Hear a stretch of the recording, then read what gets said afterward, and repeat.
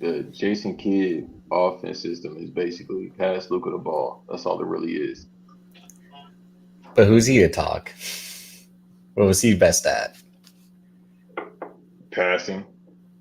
Yeah, but it was the same thing. I gotta have the ball in my hands to pass. And Luca does pass. It's just the thing where like get to your spots, and I'll pass you the ball. Or if I can't make a play, I'll see you, and he does his Magic Johnson, just like, and is able to find guys. He's a But great thank y'all pass for forward. yeah. No, that's the thing. It's like,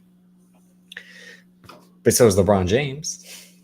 Like the passing guards, it's almost coming back. But you see it with anyone who's kind of been a scorer has been more in the point guard form. You know, Allen Iverson really took that up a notch, and then Steve Francis, Stephon Marbury, and then Kyrie, Steph Curry are disciples of that. Not say they don't have passing skills, are just so excellent at scoring that these forwards, and that's what we'll kind of get into with this discussion that we're going to have. Thank y'all for joining. New subscribers, if you've caught us on the shorts or via my Twitter or Banks's Twitch, we appreciate it. We're going to be talking a lot of NBA again, and but first, we'll wrap up. We'll just put the placeholder in the book right now for the Kendrick-Drake beef. Like this is a story that's not. It's a story that's not finished because I agree with what Dot said, which is there's no way Kendrick's gonna let him take the Heart series away from him like that. So he's probably just been in the lab building some like big ass anime gun to go. All right, Drake. Now I'm gonna like shoot you until there's nothing left, because at this point, Drake's already said, "I'm done." You know, you responded, I responded. Now I'm good. I have other reasons. You know, the higher ups are telling me this ain't a good look, pal. Which I told you what was going to happen. They were going to start. He was the first one to have a confession song. He's going to say, no. Let me set the record straight. I didn't do anything of what you have accused me of, sir. If anything, I set you up. The whole, yeah, exactly. Even the whole we made up a story about a fake daughter. I'm like, well, that's kind of clever. But then the stuff that's happened makes you question: is it true or not? There's so many variables. Is that because of what happened last night with this fucking spooky ass video as someone with the artifacts, like the the Horcruxes, as someone would say, like the shirt, like the receipts, the cards, the pills, the glove. Everyone's like, those are they actually exist, or not props. It's Well, the wild thing is, people like at this point, like that's definitely his burner account. Usually, with a burner account, you try to fill in the blanks. This account. Maybe it's him, maybe it's not him. I'm starting to realize maybe it is him. Because are there old tweets that line up? I haven't looked into that account, but yeah, this account just starts saying like, I have all the information, all the details. It's like, but who are you? Who are you, person behind this account? Like, how old is that account, by the way? That's the thing. Let me see if I can look it up. It's just been very weird. Yeah, I mean, this whole thing's been weird. It is. I woke up like 6 o'clock this morning, and it's just like I checked the group chat, and I was just like, okay, what is this? I just seen the name. It's Ebony King 20. I'm like, all right. But then when I seen it was like, which I would say, bad burner account name if you're going to be Kendrick Lamar. Like, don't lean into it all the way. You know what I mean? Like if you really want to get maniacal, call yourself like Drake Fanatic 24 or something like that. Not even that. You would just you'd have to do something like I don't know, Milkshake 84 or something like or like I'll be on some Bray Wyatt shit. I'll call myself Follow the Buzzard. That's basically what this account's doing. I mean, it's like I said, it's collecting these Drake artifacts. Are they still tweeting? I'm trying to find it right now. I don't know why I can't. Out of all the things, All I had to probably do is look up Beat Out or Amps tweets to find, because Bruh, they're almost the woes for this for me of like, you're telling me what's going on. bruh, that's how I found out. I woke up and the group chat was going like talking about this, and I'm just like, wait, what's going on now? Well, if I'm we're being thinking honest, like, it's been quiet since the Heart Part 6, and rightfully and so. I think, that's when it gets scary. That's when but you that's should what I be feel like, afraid.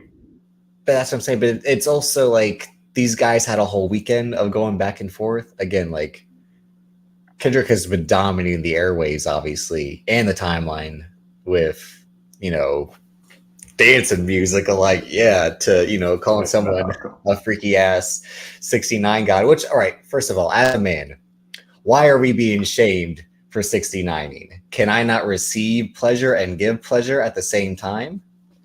No, but he's talking about 69 and a man.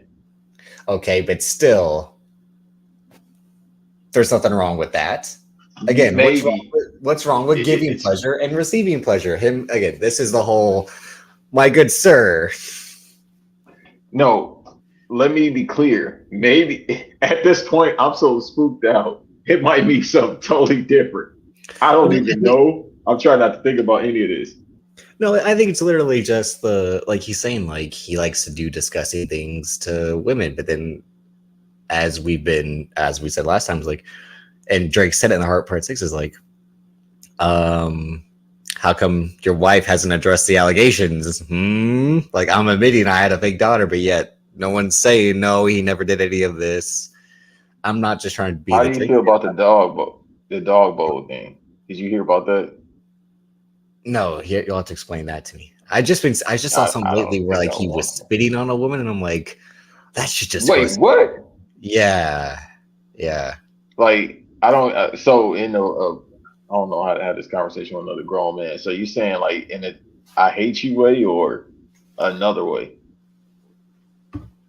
No, like spitting at her, like Shawn Michaels, like spitting at your face. Bret Hart spitting at your face, like it was. Out of anger, or you're saying No, in the, yeah, and the, as the Rock says, like, you know, like that. Apparently, that was one of the things he had, like he did to a woman, was like he said, "I want to spit on you, like cover you," and just like that just is gross to me. I would never want to do that. You know, I don't like spitting. yeah? I would want to spit on a person. Even By the spitting on way, y'all, as an I kink insult shame. is it. No, there are certain things to kink shame. Like I said, 69 is not. Again, like, come Yeah, on, be an adult, that's how we all got here. but spitting on someone, yeah, like I get mad when someone else gets mad because I'm like, that's a disgusting insult. Like, don't do that. Like, again, when Tupac spat at someone, that was like, what the fuck are you doing that for? And No, almost, that mean you want to get your ass beat yeah, but when you do that.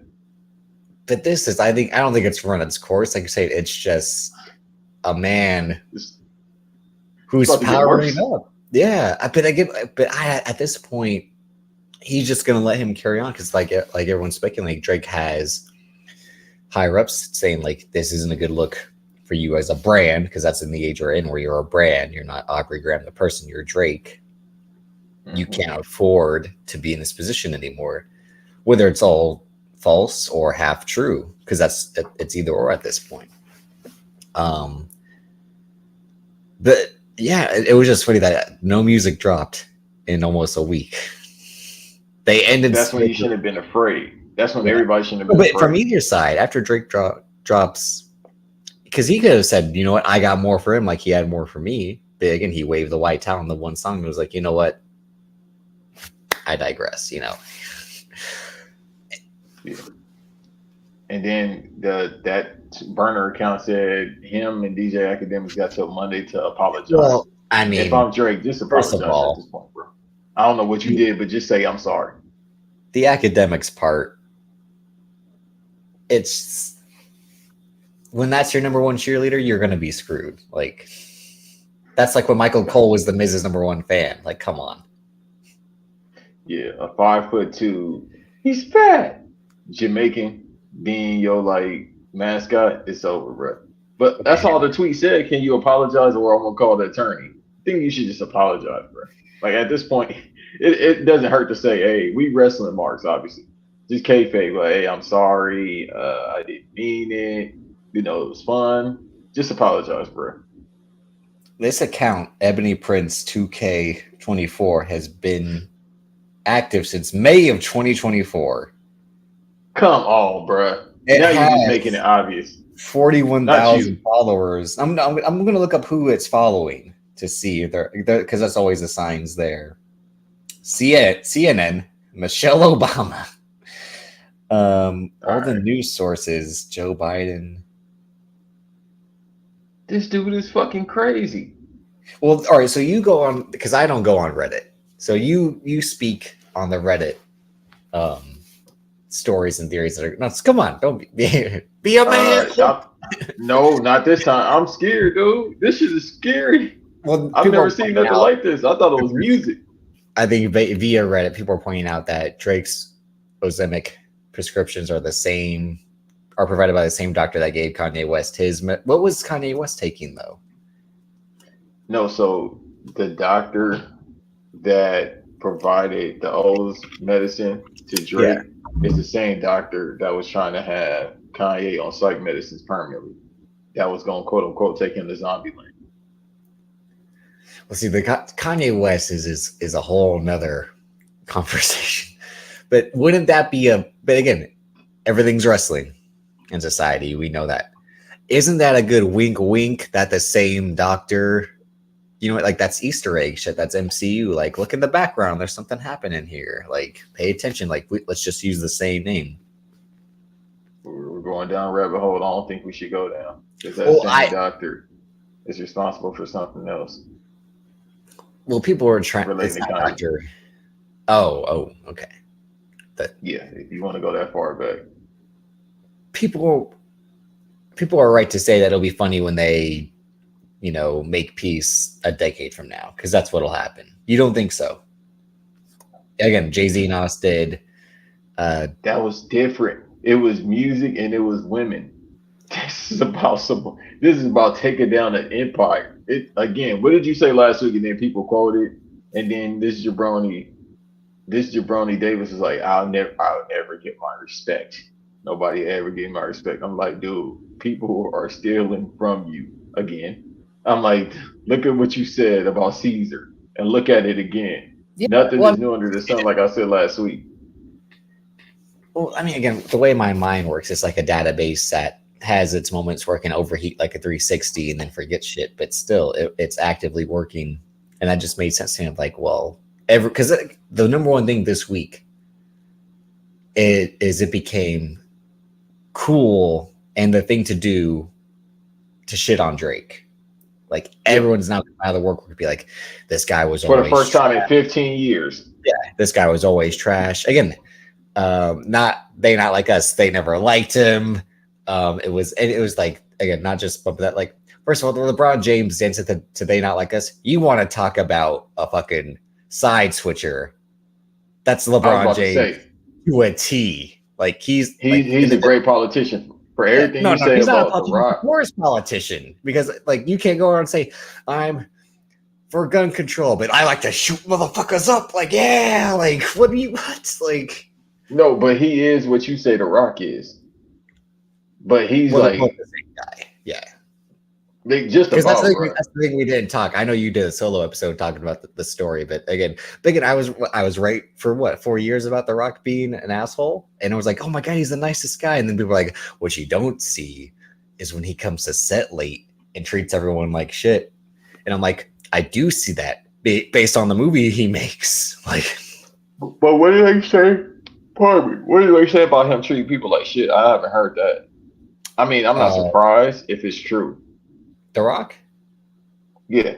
No, it was just again like he shows up and he makes everyone work on his schedule when they've already been working in the whole peeing in the bottles thing and forcing the PAs to dump it and all that. Like, and him and Tyrese.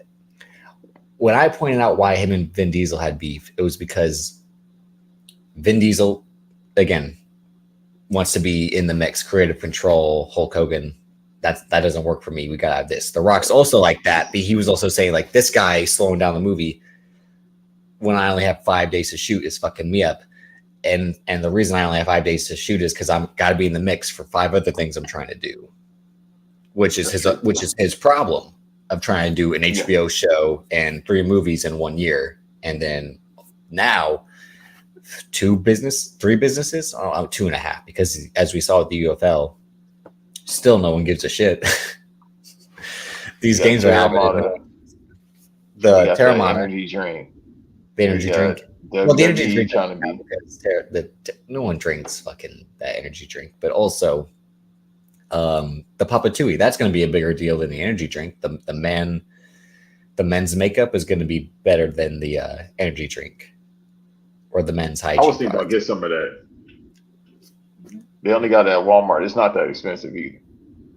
Yeah, it's the thing where you make it cheap, not in a negative way, but like so people will buy it. It's a name brand at a reasonable price. Like that's a smart strategy. But to bring it back to this, it's like, everyone knew Drake was fake. The whole "you're a colonizer," like, let's bring it back to Atlanta. I've been saying that for years. Everyone's been saying that for years. Like it was the Drake playbook of like, I'm falling off. Who's hot that I can collab with? It's just someone saying it to his face now via a song. So it's The Rock. It's Roman Reigns and John Cena. Listen carefully, young man. It's essentially that's what it is. I ain't the Undertaker. I ain't some broken down has-been. That's essentially what it is. It's a come to Jesus promo. Except for now, it's like I think you actually want to send him to Jesus. But at the same time, and people are like, watching Kendrick gets a Grammy for "They Not Like Us." I'm like, that speaks to the Drake point. It'd be his he had to beef with a guy to force him to put out music so he can get his Grammys, because again, what he said, every time he opens his mouth, they just hand him a Grammy. I'm the reason for it this time. So in a full circle, like, this is the ultimate like win-lose for both of these guys. More Drake's on the losing end more than Kendrick, but he's still won because he's like, I'm going to prove my point when he gets a Grammy for this beef. And like he says, like, it's cloud chasing, as you said last week, where like there's an album. This is the album rollout essentially, even though I haven't seen anything about it. That's been the whole speculation. Because if Drake's saying it, then obviously someone within the industry knows that this guy's had an album and probably couldn't come up with his clever, witty way to fucking promote it, because every time he does something, it freaks people out. Like, what's this dude on? It's all like that. Before it was this, now it's this. What's he gonna do next? Like, and this is an insane rollout to an album. Like, especially with this Carmen Sandiego shit he got going on. But this is how consumerism works. Everyone knows he's in New York. He keeps saying that. Drake's like, you're in New York. I know you're in New York. And I'm like, okay. Did you see that when people was like aligning it up with this the penthouse, right? I'm like, oh, what the fuck? No, but I'm just like, as we've said multiple times on this podcast, like, people leave the West Coast for a reason, to get away. Like, and no wonder they call me crazy for doing it. But they call me crazy for doing it. Oh my god! He's also throwing that salt in the wound at the same time. Like, you look like you in New York to get away from your family. Like, damn! Like, that actually does kind of hurt. No, it's just, dog. It's millionaires that's leaving New York. I mean, LA. People are leaving LA. It's just the fucking idiots. Again, not because. And again, address the like. Is this? We don't have to do again. You are the father, Kendrick Lamar, but like, is that true, or is this just a clever insult to say one of your kids might not even be yours? Dun dun dun. In the end, does it matter? She the one had to make the choice. It's her body, her choice. In there. It's like me and you. If we shared a woman, if you had a kid by her and I had a kid, I'm like, damn, we brothers for life for real. No. That's a different type of Eskimo. I ain't doing that Eddie Guerrero, Rey Mysterio with you. Have my kid for me. Raise my kid, okay? Like, Dominic. Do all the work for me. Yeah, I'm not doing any of that. But no, I just again, this is a short man, so this is a man not to be trifled with. Again, history tells us short men. Napoleon. I think Hitler was short. Tom Cruise. Adolf was short. Yeah, these short men ain't to be fucked with. That Matt Damon story is still funny, by the way. But then also you see why like Tom Cruise has to do what it takes, because like if the safety guy's like, this can't work, I'm gonna find the safety guy who will say yes, because that's the only answer I'm looking for. Again, that's the power dynamic of like whether it's safe or not, you're gonna say yes. Blood may be on your hands by my own doing, but you're gonna be the one who signed off yes because I said you had to say yes. And that's almost what this beef is, in a way of like, again, it's all full circle of all these things. Like he said, like it took someone else to kickstart it for you, but then it's related to your album rollout. But then Kendrick Lamar's like, I'm finally going to say the shit that people have been scared to say about you. And he's right for that. Because these guys again had... What? My fault to cut you off. And it's the perfect time, because the big mystery is, why is everybody jumping on this dude now? And I think it has something to do with business. I don't think it's... Obviously, everybody in the beginning said it had something to do with a woman. Nah, it's too many people coming at him. It has something to do with business. Because he says... You were with my baby mama. Who was I with while you were with her? Dumbass. Like, put two and two together. Like, yeah, not that they were wife swapping, but they were wife swapping. Like, it's not wrong with that. Did Hulk Hogan do that? No, but I'm saying that like when he was saying that A$AP Rocky was with his baby mama first, he was like, yeah, that's because I was with Rihanna. So who was with who first? It's that, you know. That's still the stupidest shit ever. And he didn't have to snap on him like that. By the way, Family Matters is my favorite song to come out of this, and then The Hard Part 6. Not saying the Kendrick songs aren't good, but that Family Matters shit is phenomenal. But that's the person he hated the most more than Kendrick. I think, well, we know why. Again, when he has to go on the shop and say, I wanted to have a baby with Rihanna, you can never live that down. No. So like, but are we mad? Any men here that like women, are we mad? No, but in the general scheme of like A$AP Rocky, again, who doesn't do this anymore, it's like, let me get my feet wet and talk shit about Drake, and then Drake's like, hold on. Like I said, you show up to take the pins, you don't show up to win. All right, you show up to get pinned in the match. Anyone who's inviting you is like, we just need him here for, you know, like a human shield, because where's the Weeknd been at? Hi, we're forgetting like this might turn back. Why are we bringing back real violence? Like, in this, first of all, and this is happening in Canada, and they're probably like, what's happening, eh? Oh no, did you hear the rappers are shooting at each other? Like, we got to get the Canadian police in on this. Like, I didn't know they could do that. With them and they sticks, that's all they got. Oh God. I don't know. I don't think we should have any type of problems. I thought the Drake guy was a pretty good guy. Whoa there, pal. Whoa there, buddy. All right. Maybe we should call Edge. I'm not your pal, buddy. Oh, that's the last person you want to call is no. His name, it's Cope, because that's all he does on AEW. Cope, Brody King, Cope, Kyle O'Reilly. First of all, no one calls you Cope. Shut the fuck up. Ever. It's because you can't say the name you were only famous for. It's still my same rule. Whatever Vince call you, I'm gonna call you. Not even that. It's just man by his shoot name. To quote Mean Girls, like, quit trying to make Cope happen. It's not a thing. Like, also too, you funny for that. Also too, in the words of the great Charles Barkley, when you get older, you lose your nickname. You ain't the big ticket no more. You just Kevin Garnett. you ain't Edge no more. You just Adam Copeland. What else did he come up with? He said, I think he said Paul Pierce too. He said, you ain't the truth no more. He just said when you get older, you just lose your nickname. And that was like 10 years ago when he said that, and that's still stuck in my mind. I said this feud. Like, I got Dwayne Wade. It's like Jalen Rose said he wasn't Flash anymore. He was Flashes, because it would come and go. It's like, that might have been him. I'm not sure. Like, I think he said D Wade too. He was like, you ain't Flash no more. You just D Wade. Like, bro, that's what it is. When you get older, you just lose your name. All right, Chuck. All right. Your nickname was the round mound of rebound.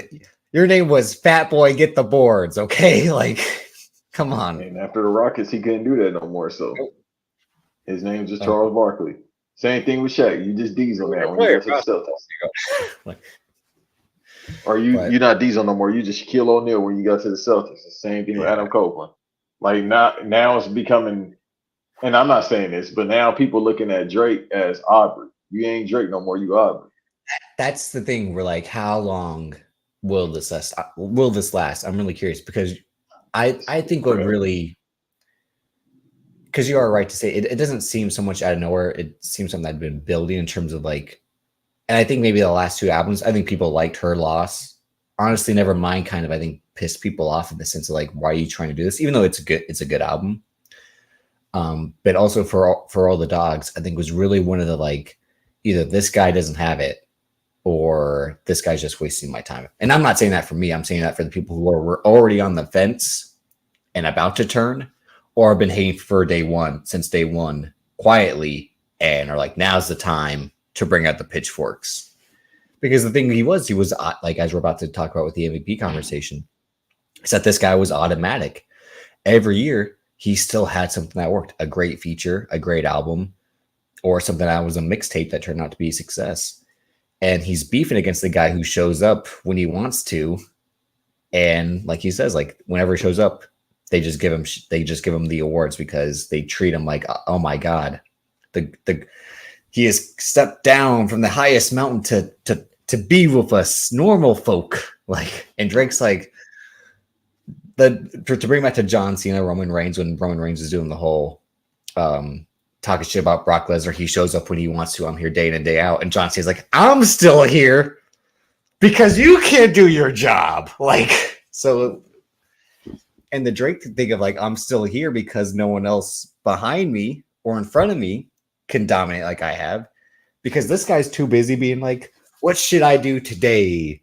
Take a long walk on the beach and then maybe write a little bit. I don't know. But he has writer's block, so he wouldn't do Yeah. that. And I write in my head. See, the pen's always working here, not here. Well, definitely showed this past week. And then that's like, he has quiet voice, loud voice at each time. Like, what should I write about? It's like, like. Well, apparently he's a Gemini, and there's two personalities that they have. So My mother was a Gemini, so yeah. maybe, hey, I don't believe none of that astrology shit, but maybe it is real. No, it's At true. this point, I believe everything. We talked about this before because it's more like guidelines or it's not like cliff notes. It's not the whole story, but it's part of. No, because I've because people who make it their whole thing, it's like settle the fuck down. It's not it's not something that needs 100% in involvement. It just needs 50% of like when you look up your sign, like, oh, that might be me. And then as stuff kind of progresses, like it to me happened in 2021. When I turned 20 or 21, I'm really like, oh, this kind of does make sense. But it's not like I look at my horoscope every day to be like, see, that's why today I had a bad day because it said it right here. It's just whenever you're at a point in your life, it'll make sense for you. Like Channing Tatum, he figured it out post his divorce, and he was like, astrologist, how do you know all this? And I'm like, you're going through a divorce, my guy. You can kind of like, you don't have to say astrology is right because you're going through some real shit. Even though I expect it. But still, you see that child support, you know exactly that you're going through the. He might be winning that case, hopefully, because he is right to be like, how does she get to take my money? Like, just because her new man ain't making money. Like, that's what it is. He's basically doing the John Cena, like, your man's a dancer. I'm John Cena. Like, you can go on and say, like, I have the dream marriage, the dream kids, but you're still crying about how the fact that you never got to marry me. So. Who is the new dude? That Channing Tatum's wife's with. Funny enough, I've known him because he was on wrestling podcasts with David Shoemaker. But he's like a Broadway actor and a TV actor. He's not a big. Oh yeah, he's definitely going through it financially. Not financially. Well, they met on Broadway was the thing, yeah. So yeah, she might want to try to sue again because he ain't making that. And he went to Zoe Kravitz, so it's like Channing Tatum went on to Zoe Kravitz. So like, who won there? He better than me. I'm going with all the females, bro. Yeah, but again, but you could tell but you could tell he's a settler because they met on Step Up and they were together ever since. Like he locks him up. Oh, he's just like you. Oh, fuck yeah. They not like us. They not like us. That might be as great as Family Matters is. And I think I think people shit on the first two parts of Family Matters because the last part's so great. People Because they only don't want have no fucking ears. they just only want to talk about the third verse. The third verse. So I'm like, yeah, but look how it starts, and then in the middle, it's still great. But It started off with his mom pissing me off. yeah, I know you're mad about that, about the white moms and the white mom No, energy. it just hurt. She just it just all that you talk. take white moms because they tear down your favorite athletes. You know, Lonzo Ball has no knees because of his white mom, apparently. So I can't do that. No, it's not. Yeah. No, that's according to what that's why his madman of a father said. Meanwhile, it's his barbaric training methods as to why his son's legs gave out at 24. No, he was right. They be using all them other rubber bands and all that. He said if they do my Here's work, what you should do, son. Wear my shitty shoes and they'll go play basketball. Ask Chandler Parsons when did his knee injury start? As soon as he put on the shoes from China. And I don't want to start a holy war or a fucking communist war with China. I'm shocked Kyrie Irving's doing all right when he's got his Anta shoes. But still, what's his name was D Wade was wearing them later on. No, he started wearing them during the tenure of the Heatles of the Big Three. And what happened?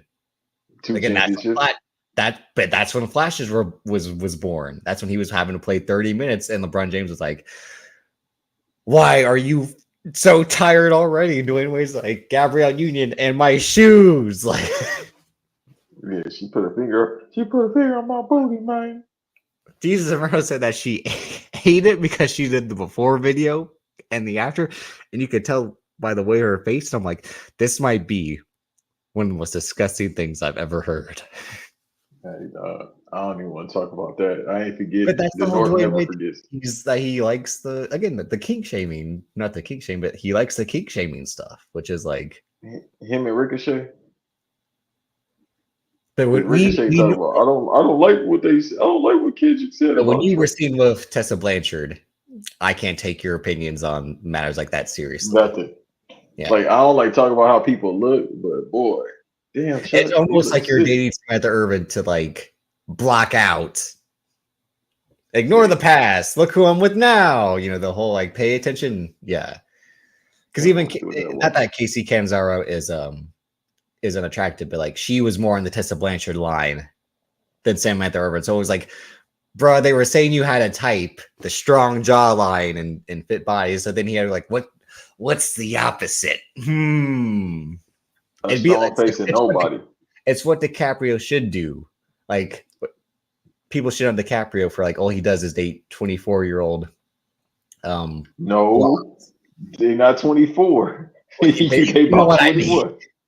Yeah. All he does is date 19 to 24-year-old blondes. He should have got like when Fantasia was flirting with him on stage, like pivot to that lane, my brother. Like there's something there. Like that's a little too much meat on the bone, brother. But again, like how can I stop it? Well, he's not like us. He's not like us. But he did try to pivot to Rihanna, and she was like hard fucking pass. So he did try it once. It didn't work out. But you know what? Let me say this too. First of all, this is the only time I'm gonna show Harlem love because Rocky pulled it. But it's certain. Listen, no ego, but it's only certain women I'll let curb. Rihanna's on that list. Like if you curb me, I'll be like, I understand. Yeah. But there's other women I'm like, all right, bro, no ego. I'm like, really? It's the Seinfeld. You're a cashier. Yeah, like bro, like, no ego, but it's like I can't be with someone because I can't respect what they do because he's a comedian. He's like, but you're a cashier. That part, like Meg, if she curved me, I understand. Yeah. No, there's probably 5 women in the world who, and it's her, Rihanna, Regina Hall. If she curved me, I'll be like, I understand. Well, if we get into personal, but Holly Berry, I understand. But yeah, he did. Again, he tried to go at Rihanna. Rihanna said, I like my men fit. And he was like, damn, this dad bod, frat boy body works for the 19-year-olds, but it doesn't work for superstar Rihanna. No shit, dummy. Like, yeah, I don't. And then the thing is, how worse with him and the young girls is they don't get tired of him walking around with fucking baseball caps and big ass jackets like Well, he's that's the Batman. disguise. I mean, first of all, his fits versus ASAP Rocky's. That's a real like, They about the same. yeah. Well, not just like that. Like we shot each other at the same time. Who's gonna die first, though? Like he legit dressed like he in the department, but he dressing like Jack Nicholson character. yeah, yeah. That's his. Like, That's his style. Again, incognito versus ASAP Rocky's. Like, what if I wore a skirt as a shirt? And everyone's like, so brave, so bold, sir. Where they go to the model line that he got, the bar that he got from Drake. He is a model at this point. And he has been. That's why him coming out of the fucking again. People are like, ASAP Rocky is rapping. That's the real like sound the alarm. Like this hasn't been. They haven't played this since 1884. Like you sound like you hate number one, and then number two, it's ASAP Rocky. That might be the title. Okay. No, again, I'm not. I know this is back to back weeks, but it's and this is not me just hating. It's the round. Like it's ASAP Rocky. I think you hate. No, like this man has embraced the hate. What did I tell you? No. Hate. First of all, I'm John Cena. I rise above the hate. That's what Drake has to do after this. Fuck out of here. Not me. Maybe be a kid. He has to get the red, white, and blue rise above hate shirt and start walking around. He used to turn his back, pause, and point like Rise gets hate. Or he had a towel. Let's go to work. Oh my God, what's my guy's name? Is it Steve? Steve! Oh, you made it, Steve! So happy to see you. Let's go to work. And then slide into the ring. Somehow never banged his knees like Vince McMahon did. Like, well, that's because he on the gimmick. That's why the applause went out. That's so funny. He banged his knees in the fucking apron and he turned into DeJuan Blair. Anyway. Wow, that's crazy reference. No ACLs, bro. I was still amazed when he was saying I'm playing with no ACLs. I'm like, sir, that doesn't make sense to me. And he retired. So he should have never 3 years. Right. He was retired in 3 years. Well, you go to the Wizards, you'll be retired too. Fair enough, yeah. Speaking of the Wizards, so no, they're not in the playoffs, sir. No, but I told you I did my homework. So the MVP award was awarded this week, and you were upset, like everyone else was. Upset. Well, it bothered, I should say. I wasn't more upset than Shaq talking to Shannon Sharpe about that. See, I haven't been paying attention to any of that. So does the beef start because Chuck was on Shannon's podcast and then nope, it's something completely separate? From what I'm saying, it just Shaq, he got talked. So Shaq was like, obviously, he don't deserve MVP. It shouldn't have been Shaq. So apparently Shannon was like, nah, it's definitely who don't know shit about basketball being Shannon.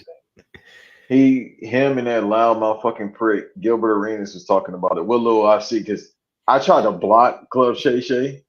I don't know. I don't think you could block stuff on YouTube, but I really want to block his channel because please show me. I'm a fucking me and the guy who's talking about this shit all the time. Recommend. It's either I think you can block, but you can also do not recommend. I'm gonna press all the buttons, balls. Like I'm tired of it, bro. Like I showed B that I said, bro, this is insanity. This dude literally records every day. It's not that much sports on for you to be recording every day. And then they be talking about just Twitter topics to begin with. How are you going to be able to watch the games? When you record at the prime hours, the games are on. Like, dog, and I feel bad for Chad. He got like 10 kids and a fine ass wife. I'm dude, don't feel bad for a man who his life is fine. Again, he was able to eat McDonald's and play 13 years or close to it. Yeah. Compared to Brandon Marshall, who, like he said, broke down every season while being in the best shape you can be on paper. Well, no, it's not that because God doesn't like Brandon Marshall. He's a fucking freak. Well, that too, but there is that point of like as we'll talk with Jokic, like there is a point to fitness and no fitness. Like even though I think Jokic does fitness, he just doesn't do the extreme fitness because again, like the Tim Duncan, riding a horse. Tim Duncan went to swim in the off season every year. People are like, this guy's in the best shape of his life. Like, It's called swimming, people. If y'all don't know, Yeah. look at Michael Phelps. No, I know, but it was nobody like fat. they never told him to hit the weights, like how they told Kevin Durant. And Kevin Durant was doing those weights like. Look at like CJ and San Andreas when he first started to put on muscle in the gym. You hit the X button real fast. Oh, when you had to do the bench press and Madden during the combine, like. Yeah. By the way, people, in July we're not gonna have a lot of podcasts because NCAA football comes up. A little bit of both. Yeah, we'll be able to talk, but no, I mean, when that cover came out, I'm like, when's the game coming out? I'm like, I almost thought about like, you have to freeze yourself like Cartman did for the Nintendo Wii, like a month. I can't wait that long. Like, and then he freezes himself. Great series, because then when he comes back at the end, it's I think a whole year is the big twist. Like he missed the release. I remember. Yeah. I might have to do a South Park episode one day with Van. That's what I've considered that at one point. But yeah, NCAA football. Yeah, it won't be a lot of episodes. These are real tears. This should be something to me. Not that, like these are like, what a time to be alive. Thank you, the NCAA. Thank you, the NIL. But go ahead. Who was that? Yeah, no, I was about to say, who was that didn't opt in for the NIL deal? It was a big player. Someone said you mean that didn't? Yeah, they didn't want their license to remember. I think it was Arch Manning. I think it was him. So wait, they're gonna have like classic players too? It will probably be the guys who are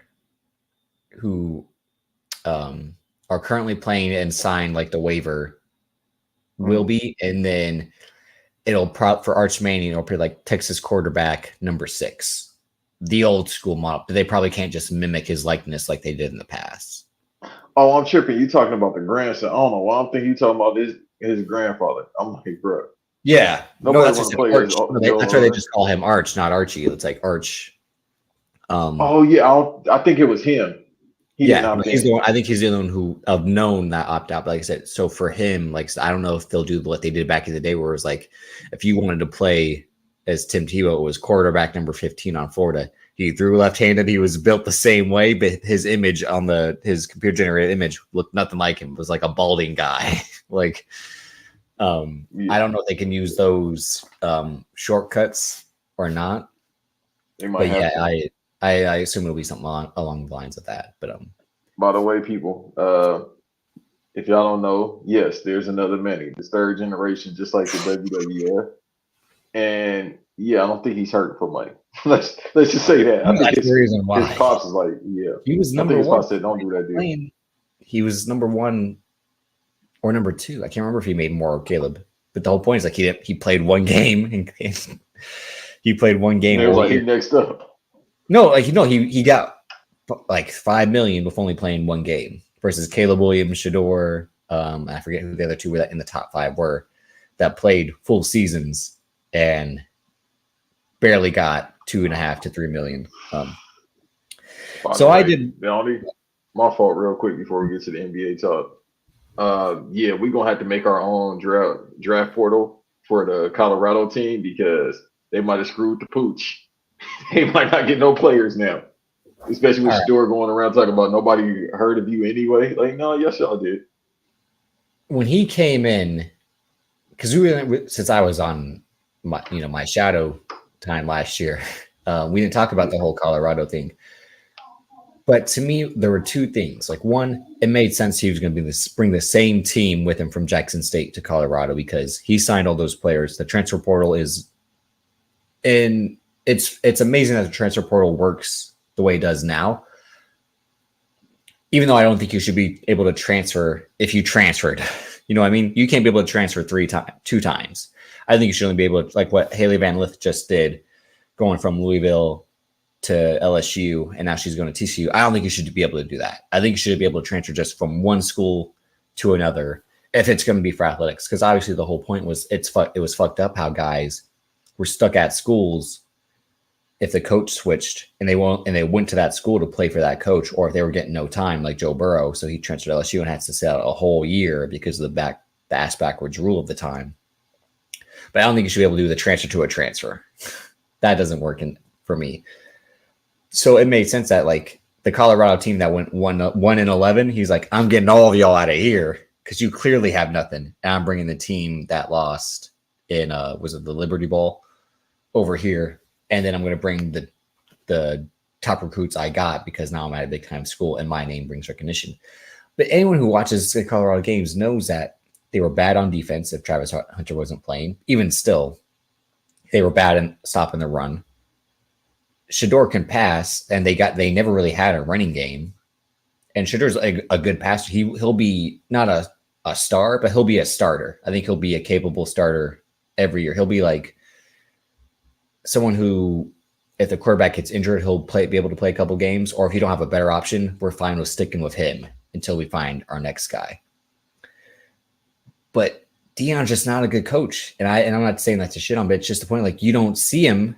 He's not an X's and O's guy. He's a coach in the old school mindset of like mentality, get to your players. He's an emotional coach. He's not a smart coach. And in this day and age, you have to be a smart coach. And as we kind of saw with Dan Campbell on the pro level, like being an emotional guy as a coach works. But then you're also like, fuck the stats on 4th and goal. We go for it, damn it. And that screwed them. And it was like, take the field goals. So no one should be shocked that this team's going to be in disarray this upcoming year when Shedeur is like, they're bums. Of course, that's why they're not here. And Deion saying they're bums. That's why they're not here, and creating a bad culture, quote unquote. But it's also like, I don't think that stops too many players, because you can go there for a year, get some shine, and then transfer back out. Again, you can literally treat this like an NBA, NFL team of like, I'll be here for a year and then dip because I'll be able to be on nationally televised games and then go to the school I want to. Yeah, no, I'm with you on that. Yeah, that's true. No, that's what happens. Like all the stat, and he picked Pat Shurmur, who was a fucking horrible head coach in the NFL, to be his offensive coordinator after the first offensive coordinator wasn't doing too well. And the reason they weren't doing too well is because Shedeur was getting sacked, not because he couldn't pass. It's because he had no O-line to stop him from getting sacked. And that's all this is. And this has been my theory the whole time. I might have said this before, but him being a coach is to get Shedeur to the NFL. That's all it's been. It hasn't been for anything more. Because he was coaching kids. There was a whole ESPN article a decade ago about him coaching kids, the truth team he had, about him, Deion post-life. I'm like, you want to talk about a good Dwayne Johnson type person with the person out, Prime versus Deion. That's number one draft pick right there, is Deion Sanders, of like the two personalities and who's genuine and who's not. But he knew his son was going to be treated badly as a prospect because he was the son of Deion Sanders. He's a black quarterback. No one's going to give him the respect. So he's going to go and force people to give his son the respect by coaching him at the HBCU level where he put up numbers. He has all the measurables. Again, it's not like he's 5'9" and a speedster with no arms. Like, no, he's 6'2", decent size, good arm. He can run when he has to. Like, he probably wouldn't have got the proper second look by most teams. He would have been forced to sit on the bench for 2 years, like he was going to, I think, at Florida Atlantic for Lane Kiffin is where he had initially had signed. But Deion's like, no, I'll be able to use my sway as a personality to carry you to this level. And I'll expect the team that drafts Shedeur is somehow going to get Deion Sanders in a coaching capacity. People keep thinking Shedeur is going to go to the Raiders next year, which could be a possibility if Antonio Pierce flames out, because they only hired him on the strength of being an emotional guy who the players rally behind, versus Josh McDaniels X's and O. And I'm not saying an emotional coach doesn't work. It still does. But that's why Colorado flamed out the way it did, is because they didn't have proper team building. And go ahead. No, I agree with you on that. They have playmakers, and I mean, and I'm not just saying that because it's Deion Sanders, but it's like they have playmakers who don't work within the scheme he can conduct it. Whether it's going to be like, we're going to run shotgun offense, like if that's the case, Shedeur would succeed if a guy like Cliff Kingsbury throw the ball. That's what we do. Throw the ball. Like Brian Kelly, throw the ball. That's what we do. Throw the ball. Like, but we'll have to wait and see on that. But like you said, it's not a good look when everyone's saying like the players that left sucked and the players that were there were. I mean, when he said you better enter the transfer portal now because you won't have a spot on this team, at least he was being honest instead of like forcing these guys to kill it in practice in 2 days and say like you're still not going to make the team. Like he's basically trying to don't be a Rudy. Don't try to win me over. Don't try to, your heart of gold is going to succeed. I showed up with who I want. Like he said at the first day, he's like, I'm bringing my own luggage. So anyone who's here, don't expect to be here. And with the way these rules are these days, and that's why Nick Saban left, because he's like, guys can do that now. And I don't get the best players anymore. So he tapped out like a coward. So again, the Jokic thing. So there are 2 arguments. And I wrote down 2 spreadsheets today. So the first argument is the number 1 seed should get you the MVP, correct? That's what you've been saying. That's what Dot's been saying. That's what a lot of people have been saying. Speak on that as to why, if you're a top 10 player in the league, you have the 1 seed. You should be the MVP. Well, I'm an old man, so back in my day when I grew up, the MVP was the person that led his team to the best record and overall the stats. But in the past couple of years since they started doing this voting bullshit, and I ain't forget them NBA rewards. I hated that. Still do to this day. But since they started doing that, it's just basically a popularity contest now. Jokic averaged this season, if I'm not mistaken, 26, 10, and 9, which is impressive for a big man. Shea averaged about the same point margin, but they have the number 1 record in the West, especially considering the West is always difficult. He should have won on that alone. Now, to be 100, if Joel Embiid was fully healthy and they had this bullshit health rule in the NBA, he would have been MVP again, and he would have went back to back because he's averaging 36, 34 points per game, something like that. For a center, that's crazy, but that's reminiscent of old centers. So he became scoring champion again. So, it's really just at this point, it's a popularity contest, and it's probably because they wanted to give it to Jokic balls last year, but they didn't. So now it's like, all right, it's the consolation prize for last year because we didn't put you over. But you got Shea out here who shouldn't have won it, and eventually he will. Now, the thing that's going to really start making people say, oh, no, you're absolutely right about that, Dot. That's why I'm like, yeah. Rome and Dot saying it. Our NBA is dead, and Rome said the MVP award is now political. Absolutely. Yeah, he never won it. Jokic has never won MVP as number 1 seed. The team is 4th. I have that right here. So let me say. So this year, they only finished 2nd because of the tiebreaker. Because Denver and OKC have the same record: 57 wins, 25 losses. So that's I think where OKC got the 1 seed. Versus, that's why we should give it Shea the MVP, is very because it's the same exact record. Minnesota finished 1 loss below them at 56 and 26. But Jokic in 2020, 2021 his team finished 3rd when he got his first MVP. And the next year when he went back to back, they were the 6th seed. But let's not forget, when Joel Embiid won his, they were the 3 seed. As much as everyone likes to cape for Joel Embiid because he's so likable, and when he plays, he's probably the most amazing player that can play due to his skill set.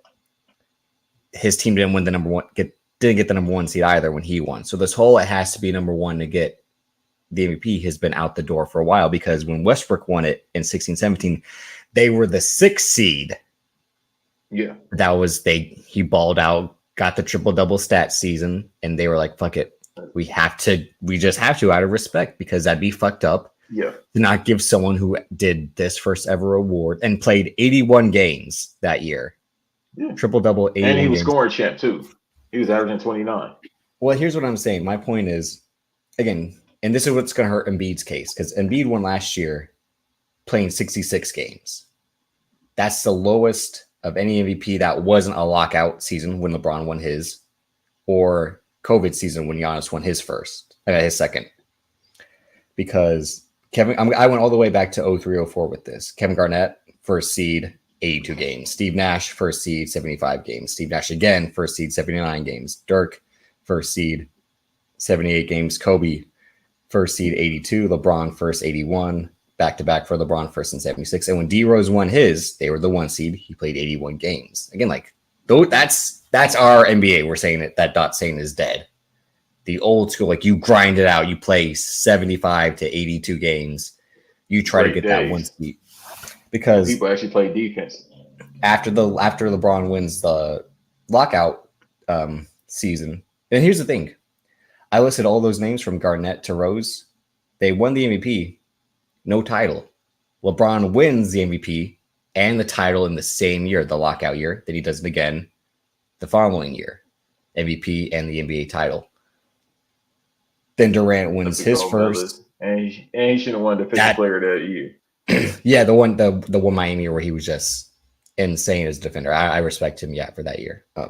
When Durant won his, he played 81. They got the first seed that year. Curry, when he won his first, they won the title and he played 81 games. The year they were about to break the most impressive record in basketball history, team record, I should say. He only played 79 and they got the first seed. When Harden won his, he played 72 and they were the 1 seed. Again, that was the whole story. It's like Harden finally did it. He's overcoming the Golden State odds and they still lose. So as much as it is political and a popularity contest, it has been rewarding guys who are on lower seeds, and I think that's because this NBA of like, all right, they had to put that rule in because you can't give guys awards that they played 44 games, no matter how great they are. And we can talk about how dominant Embiid is and how impactful he is for his team. But he's also its biggest detriment because if he's not playing, they're hurting. And I know that's the whole point of value, which is why I also did win shares. I know I told you I did my homework. I did real analytical, I hate this shit. I'm glad that you did it. I'm proud of you, but I hate analytics. But I only did this one where win shares because win share is important in terms of like how many wins. It's mathematically is saying that you equal. And Jokic has finished first in win shares for all his 3 MVP seasons. Embiid was 4th in win shares last year. Steve Nash, when he won his first MVP, wasn't in win shares. He was 10th when he won his second. And that goes to the point of like they gave him his MVP awards for what? For being the white face of the league. That political mindset of the game. Like, here's the guy who plays. You're right. Not to cut you off. You're right about that because they campaigned as soon as he was like 21. They tried to campaign for Luka. He was snapping, but they've had a hard on for Luka since he's been in the league. Who I've been on record saying he's boring as fuck to watch. For all the things they say about James Harden, it's hard to watch Luka. And step back 3, step back shot, pass. And that definitely goes into the race element of like it's okay for this white European guy to play selfish, all eyes on me, I control the rock basketball. When James Harden does, it's like this guy, it's got to be his way or the highway. Teams can't win like that. Meanwhile, that he also was playing with Chris Paul and then went on to play with Russell Westbrook, 2 of the most other ball dominant guards of the last 20 years of like guys who need the rock. But in your opinion, who's better as an overall player? Let's do James Harden on a hot seat. James Harden or Luka? No, James Harden. I mean, I'm sorry, Chris. The negative CP3. Oh, Chris Paul or Westbrook. Chris Paul is the better player, but I would still rather have Westbrook because I do think here's the thing because they both ruined their teams.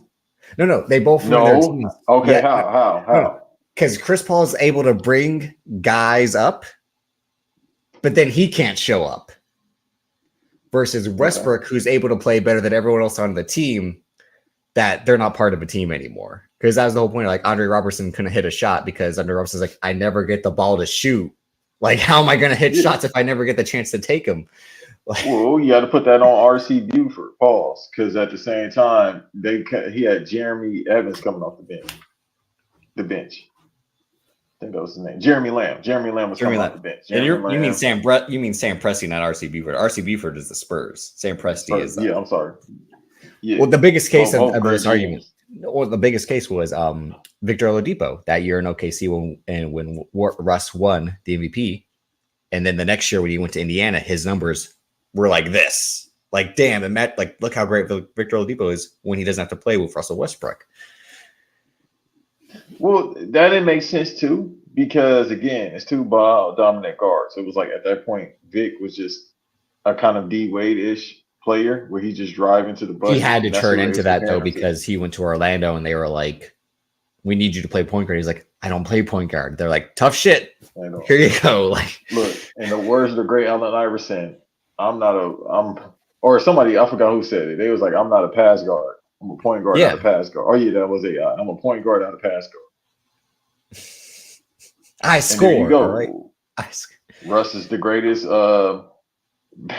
non-pass guard. He's the greatest point guard ever in the sense of I ain't passing nothing. Even though I'm gonna get these 10 assists, I kick it out if I can't get to the rim. But see, but here's what I mean.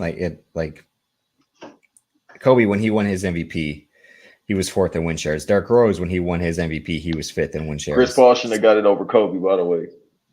I agree, because I remember that when it happened of like, shouldn't it be Chris Paul? Because this team was a joke and they were the 3 seed, I think. I looked up his win share. Peja Stojakovic, David West, Tyson Chandler. I think David Wesley was on that team, but I'm probably way too far. I think he was done at that point. Willie Green. That and because, oh my God, what's my dude's name? James Posey played so well for the Celtics that finals, and he did for the Heat when they won the title 2 years prior. New Orleans is like, James Posey is going to be the missing piece for this New Orleans team, and he showed up and was horrible. Not in that system, because Byron Scott is probably one of the most overrated coaches ever. Shouts out to the OG from Inglewood, but Byron Scott is not that great of a coach. And that's the year he won Coach of the Year in 08. Well, and here that's the other part. Like, all right, so like Mike Malone is coaching Jokic during his MVP seasons. When Joel Embiid won his MVP 2 years ago, it was with Doc Rivers. So it's like, well, yeah, Doc Rivers this is how Doc Rivers and Darvin Ham do coaching. You see me? This is how they do. They man the ball. And then when keep it's a playing, foul, that's when keep playing, guys. Keep playing. They are the great dog. They are the greatest. I'm just here so I won't get fined. Coaches, some of the greatest.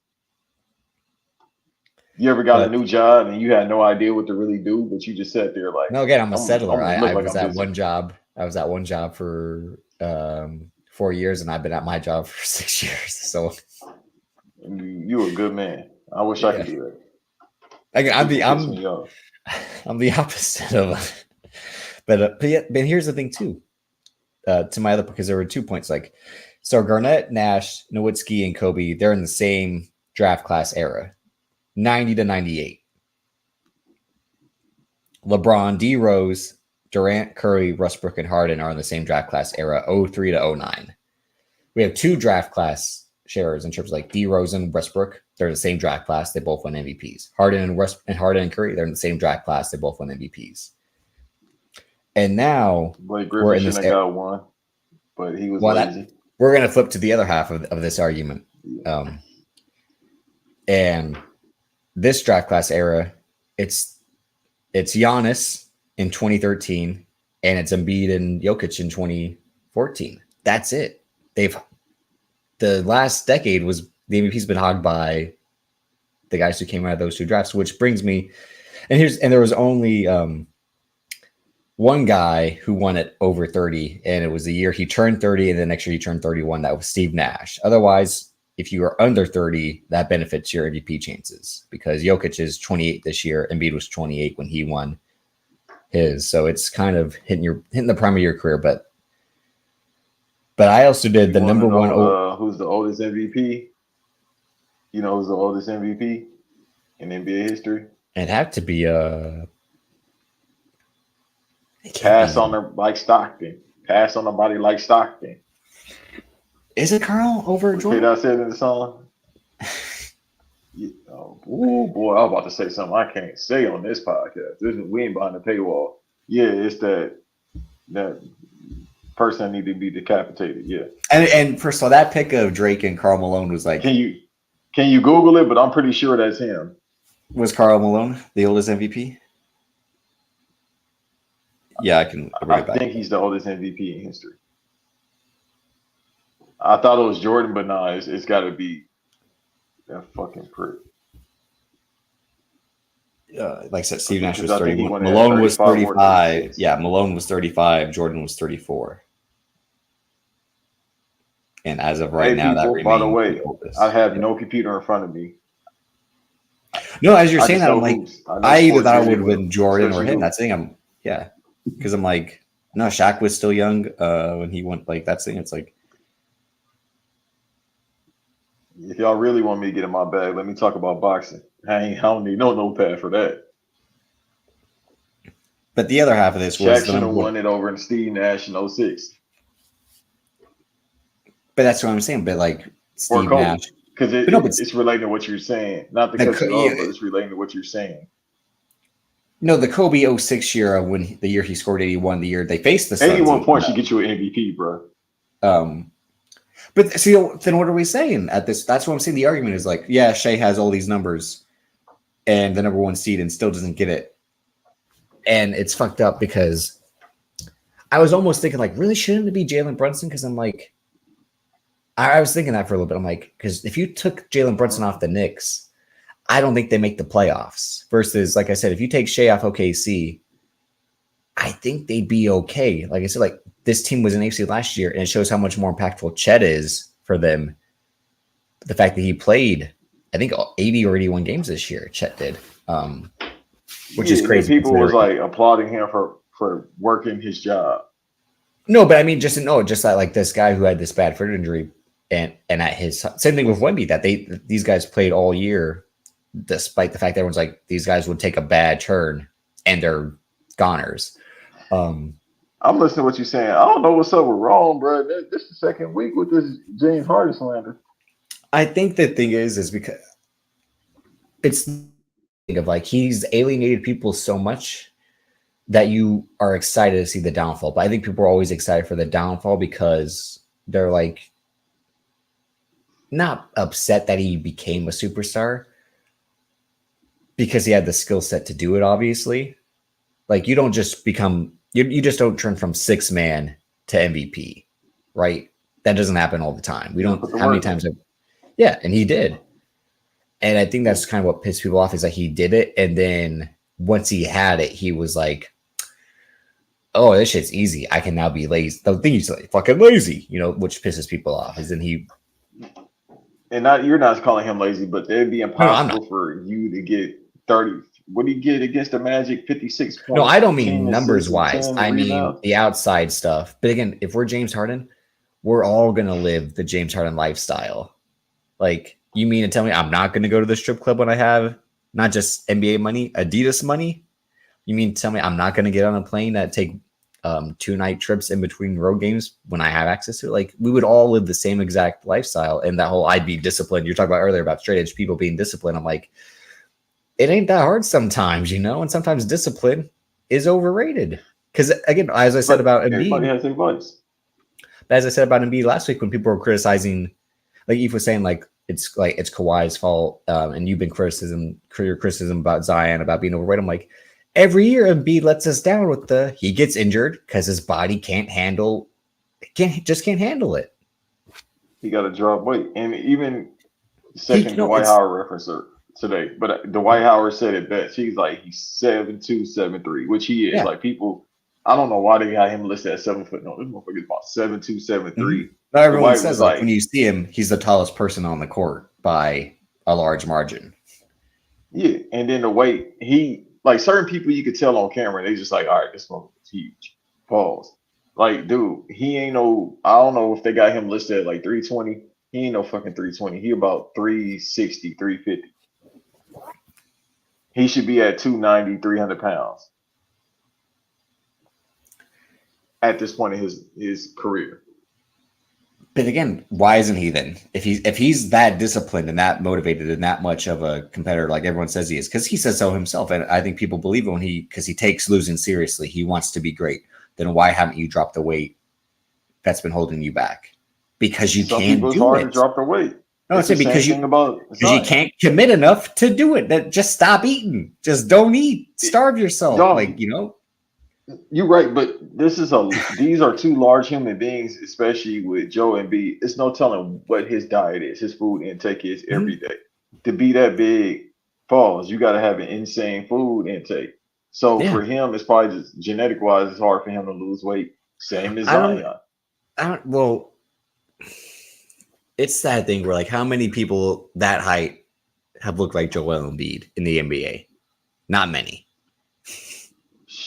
I mean, Think Shaq, about it. There's no over 7 footers who are that heavy. Because wasn't Shaq just Shaq. barely 7 foot? Nah, he bought. I mean, I've seen him in person. He bought 7 foot. And yeah, again, Yao Ming, he was still skinny for being 7'3", 7'4", right? Yeah, I'm trying to think. Second reference today. And not skinny like Um, Victor and Chet, but like he was in between Embiid and Victor in terms of like his weight of like he looked heavy, but it was still skinny compared to again when he was standing next to Shaq. It's like, oh yeah, this guy he might be taller, but he looks like he'll get crushed. Yeah, and the second reference today about Big Country that played for the Grizzlies. And I forgot his name already. That gave Oh, Shaq fits. Mark Eaton was it? I thought it was Mark Or Eaton too. Apparently, it's not Mark Eaton. Mark Eaton played for the Jazz.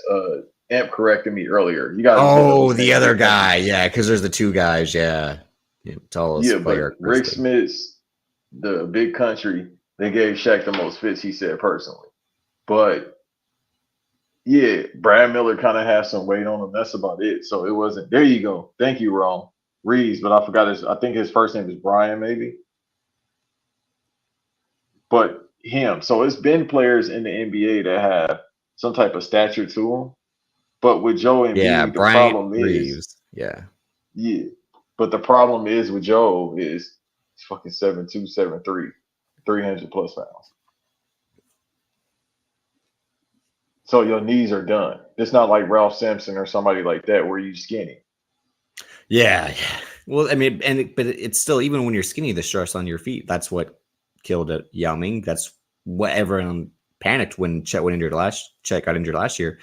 It's like he doesn't even weigh nothing, and the stress on his feet can't take it. And that's why everyone got precautious about Wemby going to the draft. Is like this guy might be generational because like it's legit. Like he knows how to play. And his skill set's legit. It's just can someone of that build play for a long time?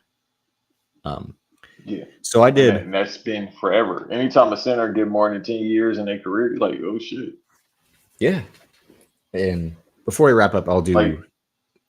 Okay. like with Jokic, he's fat. But no, the thing is with him, he's been obviously we've seen him as a kid, he's been built that way. Yeah. He's a European player to begin with too. They don't do stylistic type of play. It's called the big centers from over there. If they can't shoot, they just go, hey, hook shot, They play make. Yeah. rebound. Hmm. That he legit could play another 10 years if he wanted to. Yeah. And just because he's fat by look wise, it doesn't mean it's that fat where like it's solid. You know what I mean? Like it's not defined muscle. It's just like Porch. it's a solid body. Yeah, and I mean, Like what again, Tyson Fury people looks can't like when control he's their in weight. shape. That's what I mean. Like when Tyson Fury's in shape, you can tell. But again, there's no muscle definition there. There's no abs. There's like it's just like here's a guy. It's stone solid, but it's still muscle. It just doesn't look like it. And just A because plus he's reference too, because he another one. yeah, and just because it wouldn't. Gypsy King is fat, but boy, he moved like he 6'1", 220 pounds of solid muscle. That's what I'm saying. Like that doesn't mean they're not fast.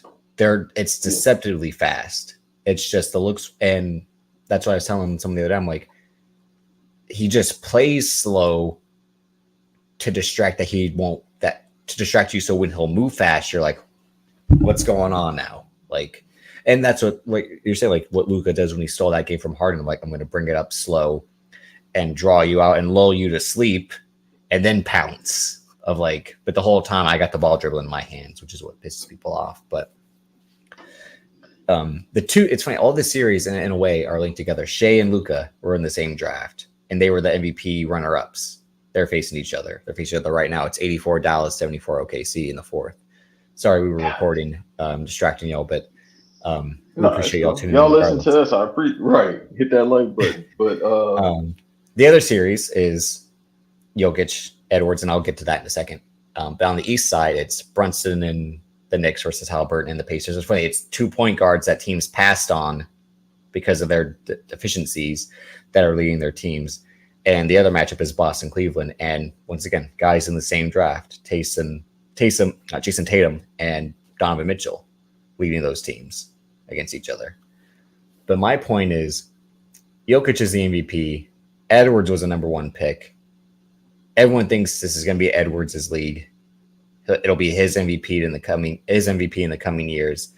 He was asked about being the next Jordan, and he said, "I got a tray ball, so I'm not Michael Jordan," which was funny because he's like, "I can shoot the three already." Pops. He can never shoot. You know what? I hate running Twitter jokes, but again, I'm never gonna let off that. Like you're gonna have to convince me they're not related somehow. Cause all right, so let's say this. I said it. He took the blame for last night. He said, they lost last night, the first of the series to them, where he said, "I played bad. That's why we lost. I didn't show up. I had low energy."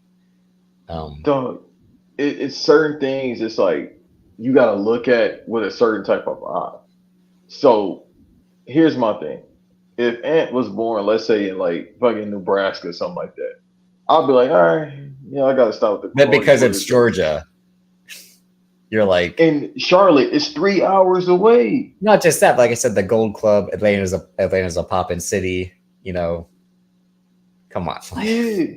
And first of all, it didn't mean the conception had to be in Georgia. You know, people hook up places and then move elsewhere. You know, like right. As far as them, people be like they kind of look alike. I'm like a little bit, but it's the voice.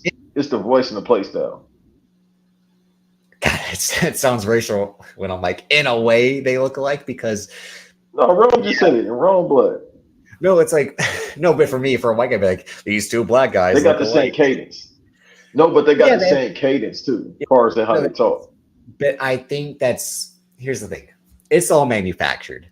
No one wore the calf sweatband since Jordan. He did that shit. Anthony Edwards is doing this shit on purpose. People have been wearing leg sleeves, the full tights, the hex pad, knee pads. No one deliberately said, "I'm going to take the sweatband and put it on my calf like Jordan did." No one's done that. Not even Kobe Bryant went that far. He just did, "I'll do the left sweatband right here." And Jason Tatum's like, "That's me." Also, too, you're right. And then it's just, dude, the off the dribble shot.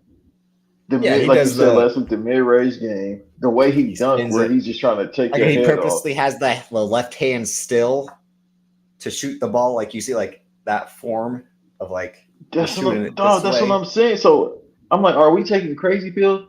His layup, the way he get to the rim, and he tried to get the and one, the finish. I'm like, this one, like, all right. So I'm about to get real nerdy. Everybody know I'm a Metal Gear Solid mark. This is Solid Snake, and this is Liquid Snake. Right? So we have a clone. So you think it's more like? Well, I think the only reason Wemby exists is because the French said, "Let's get our tallest man and our tallest woman and put them together and create a basketball player." I think literally like Wemby is out of. I mean, right? Yeah. I think the French did the same thing because they're like, we had Rudy Gobert. Because first of all, when the fuck did France produce 2 7-footers in the last, I don't know, 800 years? Right, like just Andre the Giant. Exactly. And even he was more for I forget what his he was like East France, right? He was more so close. Yeah, I can't remember exactly if like his parents were Norway. Yeah, I can't remember if one of his parents is from another country. I'll try to look that up real quick. But yeah, when I was telling that to Kiki like 2 weeks, I'm like, this doesn't make sense to me that the French have Rudy Gobert and Victor Wembanyama when all they could produce is my guy Nick Batum, who stopped at like 6'9", and Tony Parker, who was barely 6'1". Like the French never produced tall guys. But Rudy, I understand that. Well, I don't know if I can say this. So the thing is, all these guys are descendants of Africans. They are. No, so I was going to say that just like how Mbappe is the fastest player and he's French, and it's like, well, his ancestors came from Africa. Well, you're not afraid to say it, but history books, people, colonization exists. Like, what did the French do? They took over parts of Africa, which is the whole point of like Africans can speak French, or at the time, certain the original fat man. No. He was fat. He was 6'8" and fat. That's why he seemed 7 foot. Well, you were close.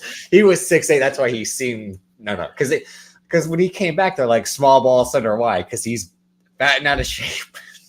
But he could shoot that big. But yeah, I think he had a wingspan too, is what it was. Because that was the whole point about him playing him and Shawn Marion together. It's like we have two of the same guys. These guys who aren't tall enough, but their bodies are so weird they can do it all. And Shawn Marion played like a fat man too, which is crazy. Yeah. Well, Shawn Marion shot with both hands famously. So remember they put him at the 4 at times? Yeah. That's how I knew. Look, again, I keep trying to tell y'all, Frank Vogel going from the Suns. It's time. Make that call to Mike. Oh, okay. Make that call to Mike D'Antoni. Now, KD, Achilles might break again. No. Wasn't he on the Nets staff with Steve Nash when Kyrie and KD were there? Yeah, but it's Steve Nash who was one of the worst. So that proves these guys don't listen. Well, not these guys. Kevin Durant does. Like I told you, Kevin Durant took the LeBron James playbook, and he's used it like shit. They keep saying he's gonna go back to OKC. I don't really want that to happen. It'd be cool. He will. It'd be like a little story. If him, like, let's say him and Russ go there one more time, that would be like a little nice Disney story. No, I think Russ is K-Dot with the "I'm gonna hate you forever" energy. Because every time Kevin Durant was asked about it, he's like, yeah, we really don't talk much, and it's cool. It's all right. We just say hi at the games, and there's something else. I'm like, yeah, because this guy wants to stab you to death. Like, I don't know. Rome is on. Rome, he is a good coach for the half-court style of play. Yeah, that's why I work with the Lakers when they got that championship in 2020. That's why I work with the Pacers. Here's the thing. It's isolated around one player in half-court. My fault, bro. No. You're right. Like, you need – great coaches exist because of personnel. Yeah. And that's what I've been saying about Steve Kerr when everyone's like, Steve Kerr's overrated. I'm like, no, Steve Kerr was great because he was the only guy to tap into what these guys could do. Because again, Mark Jackson had the guys and couldn't do it. He's like, Draymond shouldn't even play. And Clay and Steph took leaps better when Steve Kerr took over because of his system. The Frank Vogel thing and now hiring Budenholzer, it's still not going to work out because the personnel is your old Kevin Durant. Your supporting cast sucks. Bradley Beal's a shell of himself. Devin Booker, he's a great player. He tricked y'all. No, he's a great player. But you two just won't work. Me and Em just talked about it, bro. I don't think to the bonus episode. He tricked y'all. Okay, so we basically said they gave him that 2020 All NBA First Team selection because it was like a here nigga damn type accolade. The NBA does that a lot. Didn't he bitch he complain all them years? I'm about to start talking like Floyd. No. And I got the black t-shirt on like Floyd. So the tight ass black t-shirt like Floyd. So when they said Paul George was out here playing and he's getting 30, but when Devin Booker get it, it's cool. They can make sense. So when I say that about Dame, I'm the hater though, because it's the same thing with him. See, exactly. No, so here's at least Devin Booker played in the finals in which he was the second best player. What does that mean though? Because he was a key cog. Dame hasn't made it to anything because one, he's not great enough to take a team by himself, as I'm about to get to. My other point, and also like he wasn't willing to accept being a second banana to someone because he's like, I don't do that running from the grind shit. I don't do that. That's the title. I'm the leader in my city. And then also he's like, too, do they not think this a rental? He can't opt out his contract this upcoming season and go to Miami like he originally wanted to do, which I think is about Miami. And you're Pat Riley, who's just like these fucking kids today. Even though he's Irish, these fucking kids today, they don't. He's like, Tyler Hero can't stay on the court. Jimmy Butler, you weren't on the court. Pat Riley's just like, you know what I mean? Because that's what they're the title. That's the title. That saying always confused me. I'm like, Second banana. You know what? Like they always say, like he doesn't really second. I'm like, just like say Batman and Robin. That became the best. Let me ask you a question. And I love Giannis. Even though he shouldn't be a 2-time defensive player of the year, he should be 1-time. They just try to give him that second one because he was good on the weak side offense. Or I'm sorry, he know how to defense. He was good on the weak side defense. As soon as you try to go past him, he just stealing the ball. Which I mean, it's a defensive move, but come on now. Look, they gave Jaren Jackson defensive player of the year. No disrespect, but come on, bro. Defensive player of the year is the award where you can do who's the second or third guy who would never win this ever again. Like they gave Marcus Smart his because it's like this guy agitate guys and he plays that gritty defense that we say is defense when we watch it. Of like, damn, But I'm from the era, he's got his man in a chokehold. But well, you're a little bit younger, but no, you still from the era of Dwight Howard and Ron Artest. With me and the old man Vida in Rome and whoever else here in Zale. And then also I think he's younger than you, Ben. But regardless, we from the era of Alonzo Mourning and that fucking Georgetown defense where I'm gonna swat the ball, but I'm also gonna hit you. Yeah. The Ben Wallace effect. He was giving fucking Shaq fits, and that was out of shape Shaq too with that 03-04 team. So we're from that era of that type of defense. So when I look at defense now in the schemes, I'm like, it's not man. Everybody want to play zone, or you want a 2-3 defense like the Celtics do. Because remember, the Celtics was the best defensive team the past 2 years. Now, because they want, like you said last week, they just want to shoot the ball, shoot it. They want to shoot the ball. That's why they lost Game 3. Because I'm like, damn. And that was my point. And because you were right, when I wasn't saying that Jason Tatum wasn't already an all-around player, because you said he wasn't like. But I'm like, Jason Tatum being more of an all-around player because he's not being able to have Devin Booker type of seasons where you go out for 30. He did before, and that didn't end up with them winning the title. So Joe Mazzulla is like, that mama mentality bullshit. Keep that to the side. Let me ask you a question. We play team basketball over here. I hate to keep cutting you off. Good. That's what this is for. It's Banks versus Davis. Damn it. Like, good. Right. No, but I'll let you get your points across. I won't cut you off. Well, let me ask you a question. No, my point. Devin Booker or Jason Tatum to start your team. Who you taking? Jason Tatum. Yeah. I'm going to pick the taller guy who can do. I asked the question. I got something like 4 to get. Ask the question. No. I'm not saying that. All right. So you're saying. Okay, cool. So are you trying to get mad at saying that? Are you trying to get mad at me for liking Devin Booker? Like, no. Obviously, I would pick Jason Tatum over Devin Booker because Jason Tatum's 6'8". He can defend when he wants to. He can rebound. He can pass. Because you're smarter than that. He can score. But Devin Booker's at what, 6'4", and he's not a pass guard. He's a point guard. Like, he's a shooting guard. Like, what that got to do with nothing? He ain't a point guard. He just he good off the screens. He Reggie Miller 2.0. If you give me a screen, I'll come off the screen. He got a little dribble package, Paul. You picked the 2 Kobe cosplayers, as people call them, for a reason. But so what makes him? Hold on. So what makes Dame less of a player than him then? So now you got me up here sound like Stephen A. Smith. No. So what makes Dame a less player than Devin Booker then? When they essentially do the same thing and Dame do it better. Pause. No, when Dame, I'm like, my whole thing, Dame Miller does the same shit Allen Iverson did. I'm going to score. How does he make his teammates better? It's I'm dragging my teammates because they're not good enough. And I'm like, that doesn't mean I should reward you because you want to do all the scoring again. Like the whole, like him and McCollum, it could never work, even though it should have, because one's an off, they can both be off guards. They could both do catch and shoot, and one can bring the ball up. They could alternate possessions like that. But CJ McCollum also was, again, more of a Robin than a Batman because he went to New Orleans and was like, now it's my time to shine. And everyone's like, it's never your time to shine. You're CJ McCollum. That girl. Because when Zion gets the ball as the point guard, everyone's like, yes, look how great we are. That 50 times a year he can do this. Duh. Is he? I got better teammates. Is he? Duh. I don't even play basketball, and I got better teammates. Aaron McKee, God bless. I understand. Eric Snow, God bless. Theo Rello, God bless. You got a 39-year-old Mutombo. Keith Van Horn.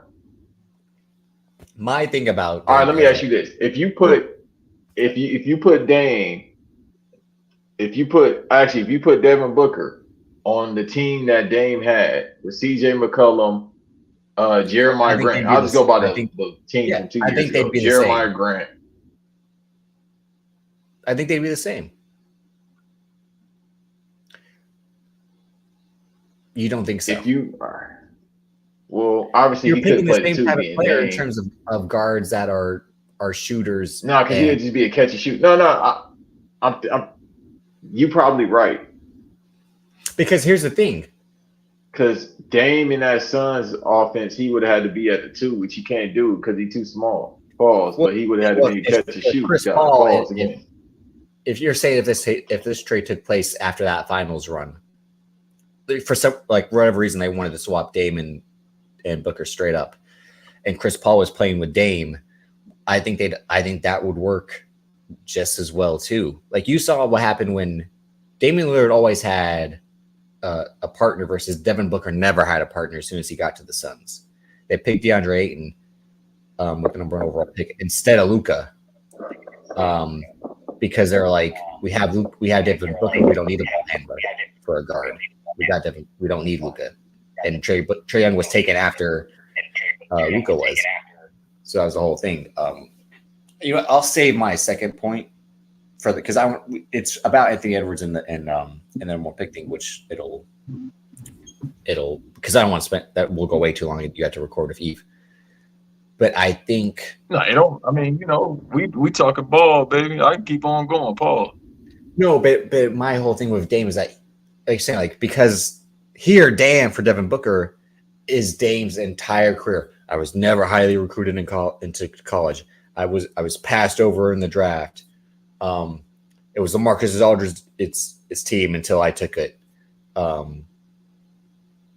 never get to be the all-star. But besides this year, because of personal stuff and injury, what was Dame's last bad year? Well, I think the last 2 years are a wash because he missed most of last year due to an injury, and this year they were trying to fit. This year was the worst year for him to have joined a situation like this to be the number 2 because he joins a former MVP, a former champion. They hate the coach a quarter into the season. They're like, you're the reason we're second or third in the East, and that's your fault. So they go out and get the worst coach you can get to get something out of superstars. Like again, I say Doc Rivers can't get anything out of his personnel. It worked one time. It only worked. It was 3 guys who got together and were like, we're tired of losing. We want to win. Let's win together.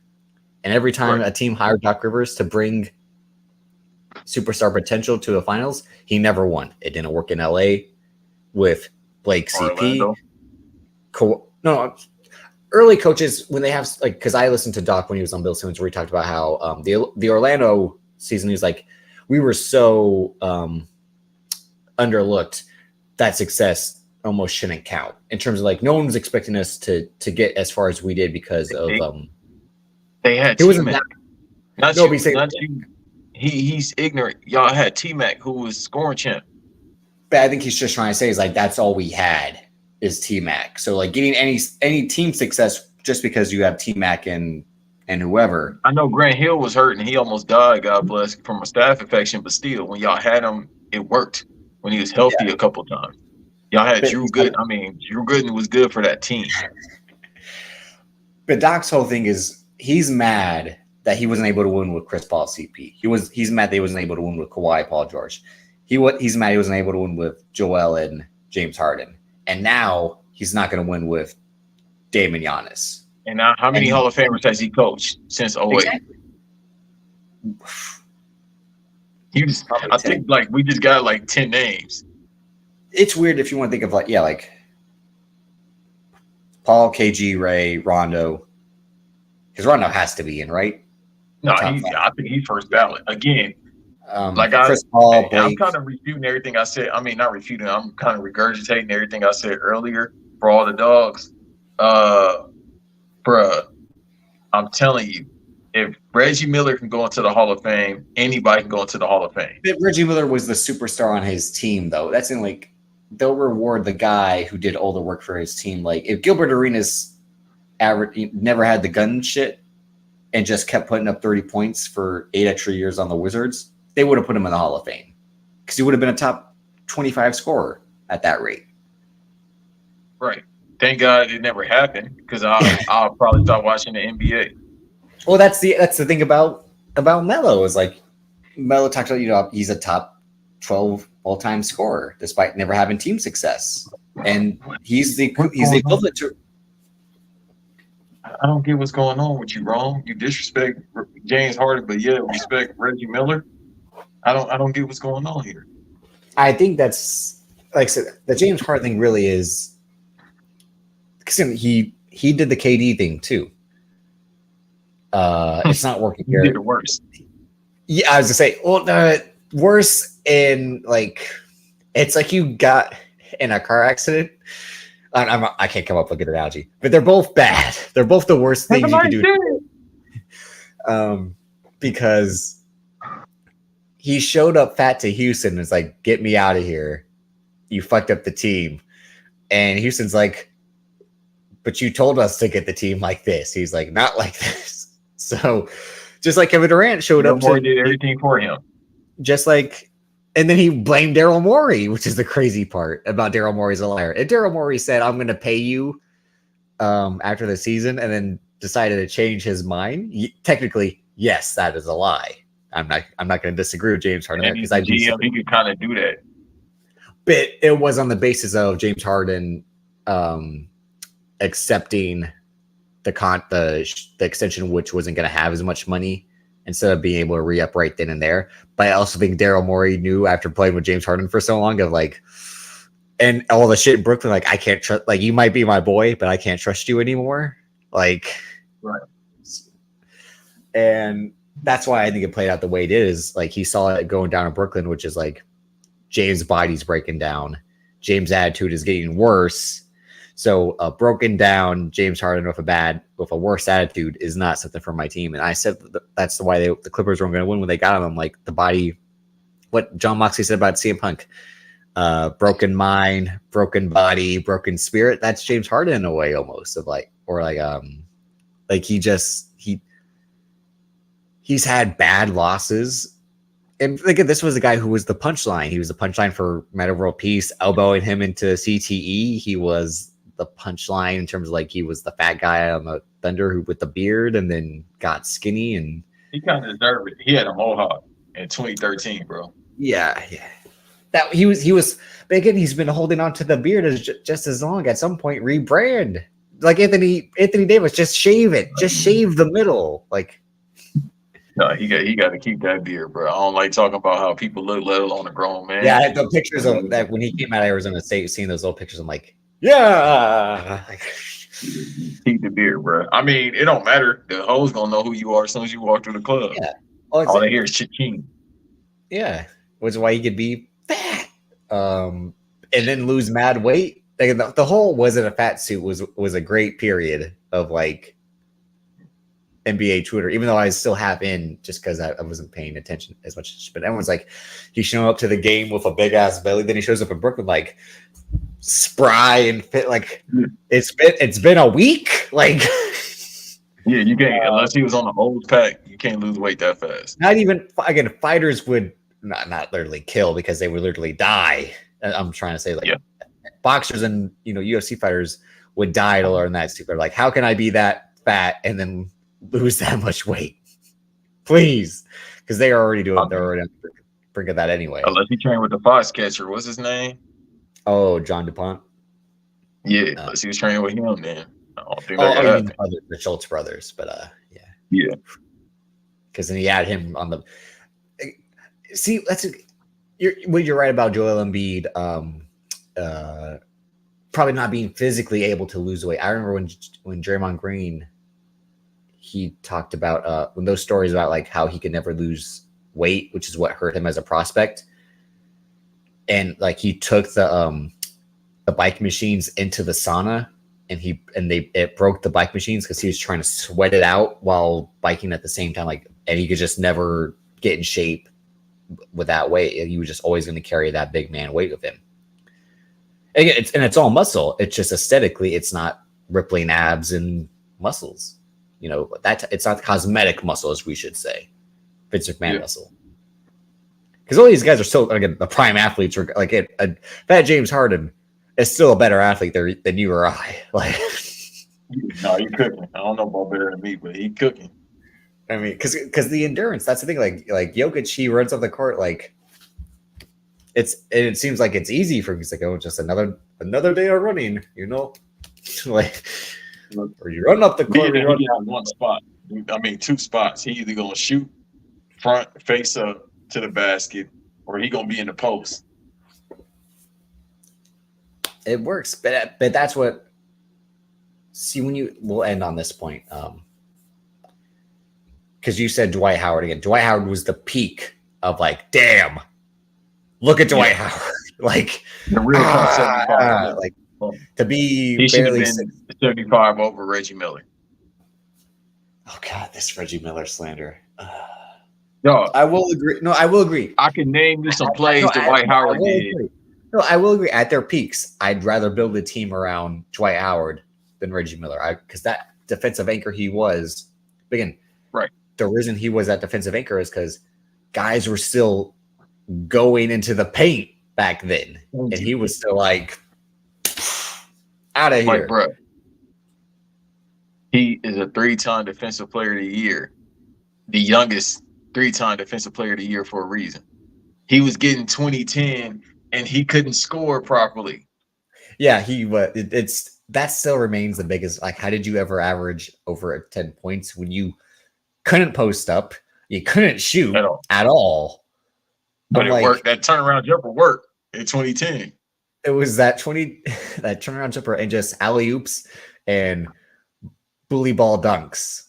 Give me the. Your shoulder's bigger than somebody's body. That'll work. Yeah.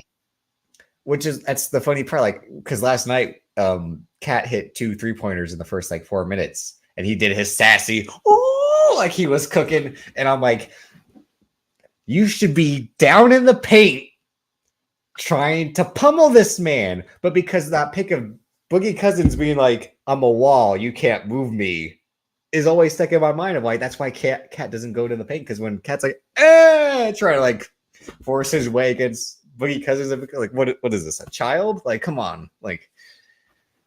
Hey, that's exactly what the old head said, being Shaq and Chuck. They was like, he just need to go down low, pause, and just. Doesn't work. That's why they had to get Gobert, because Cat's like, that ain't gonna work for me. Mm-mm. Yeah, like I'll be pissed if my 7-footer was out there shooting all the time. You mean Joel Embiid? That's what I'm saying. Like, he doesn't deserve it either. When he's like, let's play above the 3-point line. Come on. But he'll get on the block sometime. Cat just out there like a spot-up shooter. I feel like I'm watching Laurie marketing. I said this when I watched the 2 Philly games. I'm like, at the crucial moments when Embiid was down low, I'm like, this is the shortest you are to the hoop, and you can't make the shot. Maybe you should be down here more, so you'd be better at this. Again, you and I get mad at the way basketball is played. Not to say like the NBA is. I don't think the NBA is dead or all that, but we'll talk about that on the next episode when I have my Anthony Edwards point. But the fact that Boston lost as bad they did in Game 3 because they're just like, threes, we don't stop, threes. It was a wide margin of like, coach, they're not going in. At some point, you have to say, all right, Jason Tatum, go to the mid range and start cooking then. And so he's like, no, the math says to keep trying, and we don't break from our scheme. It's like if Kyle Shanahan was like, the run always works, but now they're stopping the run. We're gonna keep running. And he did that one game. I'm like, McCaffrey's getting nothing. Don't send this guy out there to get shot at the line because he's not going to get anywhere. Like, pass the ball. We have to try other things. Like, right. But also, Kyle is the master of panic. Yeah, and I think Joe Mazzulla has that, like, because he's Joe Mazzulla is the ultimate, like, a guy who should not be there. He's like, I only got this job because the guy in front of me be there got next fired. season if they lose. I agree, and not because he's a bad coach, just because of like, all right, time to start over. Because it's crazy that again, Ime Udoka, nasty man, but he went to Houston. Is like, I'm going to turn these guys into winners, and he did. He showed up. Damn near got him in the play again. Yeah, he showed up, and again, there's something to that about scheme and mindset. He's old school. Like, I'm going to cuss you out. I'm going to get mad at you when you play stupid, but I'm also going to give you chances to prove me wrong. Because that's why I'm a shit talker. That's they what he got is. shit talker no more. No, but I'm a real shit talker, and my hands work because I'll be over there like, where Nia at? I'll get disrespectful. Hey, she at the game. Hey, Miss Long, I'll be blowing kisses. He going, hey, I can fight too, motherfucker. What you want to do? But it's thing, like, you have to respect the nasty man because he took a Houston team. I'm like, this is one of the worst teams in the league. He's like, no, I'm going to turn you guys into winners. That's what a general does. I mean, you can be Alexander. You could be a freak bull like Alexander the Great. Alexander the Great's like, hey, I still conquered Persia. I still conquered all over the world. I was like, yeah. He was fucking everyone and anything, and he still conquered the world. Like, and it kind of helps when you got a guy that towards the end of the season, he said, fuck it, I want to win. Probably because my guy contract money, who got tired of the jokes. And he probably had. First of all these guys should see what alimony payments look like in general, but still, they're different in Texas. Apparently, it's a cap. But Texas. Regardless, that doesn't. First of all, you just don't go around because didn't some woman come out of the woodwork yesterday and say she had his first baby prior to Dre and Michelle? It's like, so wait a minute, he had another woman pregnant and then knocked up this woman who's close to 40. Like, what did you do? Like, that's what's wrong with these NBA players are not smart people, brother. No, we know. Yeah, we've been on that. No, to be fair, weird. No athlete is because when we're about to end boxers, football players, you got to figure out how to not get hit. Have you seen Rashid Rice? Have you seen what Rashid Rice just did? No, I haven't. The guy for the Chiefs who was having a race of his car and crashed the other cars. Yeah, they all do that. CTE make you feel like you in Mario Kart. All athletes are bad, is what I'm saying. Like, even the smart ones be saying stupid shit. Like, come on. Oh yeah, and Charlo tripping too. Charlo was out here drunk driving. Yeah, you can't say boxers are the smartest athletes. They get punched in the head for a living. Come on. I know. That's why they be calm. They might be the most insane. I'm trying to say insane in an intelligent way. Cerebral. There's no way. You got to be crazy. No, and then first of all, it's a thinking man's game. And then second of all, most of the great fighters, 98% of them come from humble upbringings. Mickey Ward, I'm sorry, had to fight because Mickey Rourke was a boxer. You're not wrong. No, not that baloney face, jabroni. I'm talking about I'm talking about Mickey Ward. Yeah, he had to fight because he was literally hungry. He's like, shit, I got to get something to eat somehow.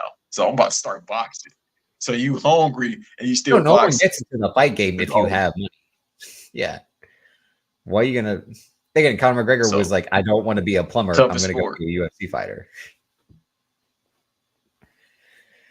Anyway, I don't want to do the job I got now. I might try to get a UFC. Oh yeah, no one wants to. Again, Ben Simmons is the ultimate test of that. No one wants to do their job. We'll say that. I'm saving that for the next episode.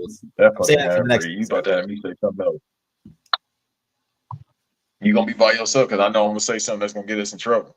Well, that's the point. Is you got to say again. You have to be honest with yourself and say your thoughts, your opinions. You can't be a coward like most of these people are. So. But I know he's up.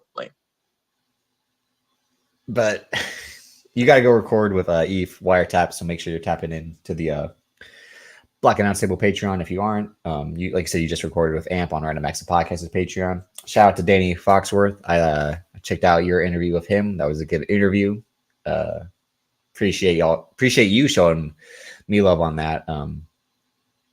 I put everybody over. I put everybody over more than myself. What are you talking about? Except Dot, because you kept saying, well, not this, not that. Dot's but shout out to him. That was a good conversation to listen to. So I recommend y'all check that out. And can't think of anything else at the moment. Last time we spoke on all streaming platforms. Otherwise than that, y'all can catch Davis being a creative and the great person he is. And me, nope.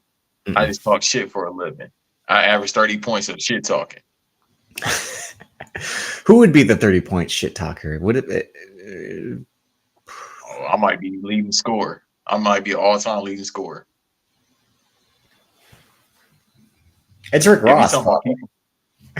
Him, JD, Ghostface. I'm trying to think of R&B acts. Michael Jackson might be the Michael Jordan of shit talking. He just did it and he was humming it. The Girl Is Mine, like, bro, that's a sinister ass song. I don't want to say Conor McGregor. Again, Conor McGregor saying everything he's ever said at a boxing or UFC press conference, and then on Twitter, like he is the Shaq of shit talking. Oh, that's what it is. It's a guy whose personality is so cartoonish it doesn't seem real. Yeah, but thank you. The final boss definitely is up here. We'll see y'all next time. Peace. All right, y'all. Why they saying you ate a treat if you ain't eat a treat from? Did you eat? I'm gonna ask you again. Did you eat a treat from right here?